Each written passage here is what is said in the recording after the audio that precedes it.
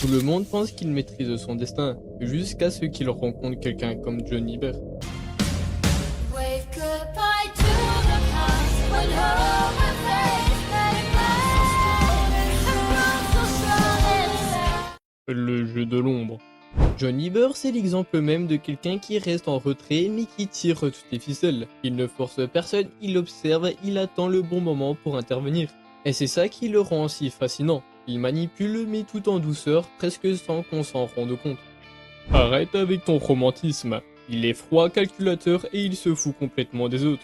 Son seul but, c'est d'obtenir ce qu'il veut. Quand il repère une faiblesse chez quelqu'un, il s'engouffre dedans sans hésiter. C'est pas de la magie, c'est du contrôle psychologique pur et dur. Mais c'est parce qu'il comprend les gens à un niveau profond. Il sait ce qui les motive, ce qui les inquiète, et il joue sur ça pour les orienter. Non, il les exploite, et c'est ça la vérité. Il ne les oriente pas, il les réduit à des pions sur son échiquier. Il n'a rien de noble là-dedans, c'est juste un jeu pour lui. La stratégie du serpent. John est tellement charismatique, même quand il ne dit rien, il impose une présence. Et c'est ça qui déstabilise ses victimes. Elles veulent lui faire plaisir, elles veulent son approbation, même si elles ne savent pas pourquoi. Charismatique? Non, manipulateur. Il s'infiltre et il charme, mais ce n'est qu'un masque. Il ne ressent rien, aucune empathie. Ce qui fait sa force, c'est qu'il te fait croire qu'il te comprend, qu'il est là pour toi. Mais tout ça, c'est des mensonges bien huilés. Et pourtant, il ne force jamais personne. Il te fait croire que tu prends tes propres décisions, alors qu'en réalité, il t'a mené exactement là où il voulait. Parce qu'il est patient. Il n'a pas besoin de te pousser, il plante une graine dans ta tête, il te laisse à cultiver toi-même. Il te regarde t'autodétruire pendant qu'il reste immobile. C'est brillant, mais c'est glaçant. Le miroir de l'humanité. Ce qui est troublant avec Johan, c'est qu'il n'est pas un monstre dans le sens classique. Il utilise notre propre faiblesse, nos propres désirs contre nous. En fait, il nous force à nous regarder en face.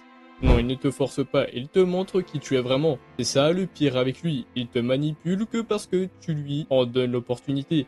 Tu veux croire en ses mensonges, tu veux suivre ses promesses parce que ça fait ressortir le pire en toi. Et il adore ça. Et ça montre aussi que personne n'est vraiment mauvais ou bon. Il nous met face à nos contradictions. Et c'est pour ça qu'il est aussi marquant. Il est comme un miroir de notre humanité. Sauf que lui, il n'a rien d'humain. C'est ça la différence. Il est vide, un puits sans fond. Il utilise nos travers pour avancer, mais au fond, il n'y a rien derrière ce sourire. Un manipulateur hors pair. On pourrait presque dire qu'il est un artiste de la manipulation. Il ne se contente pas de contrôler, il crée des situations complexes. Il orchestre des événements comme un metteur en scène.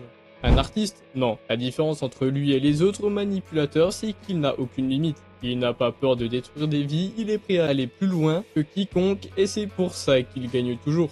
Mais ça reste impressionnant, il anticipe chaque mouvement, il prévoit les réactions de chacun, c'est presque surhumain la manière dont il gère tout ça. C'est pas surhumain, c'est de l'absence d'humanité. Il n'est pas limité par la morale ni par les émotions. C'est ça qui le rend dangereux. Et si tu commences à l'admirer, c'est que tu tombes déjà dans son piège. Certains dominent par la force, d'autres par l'esprit.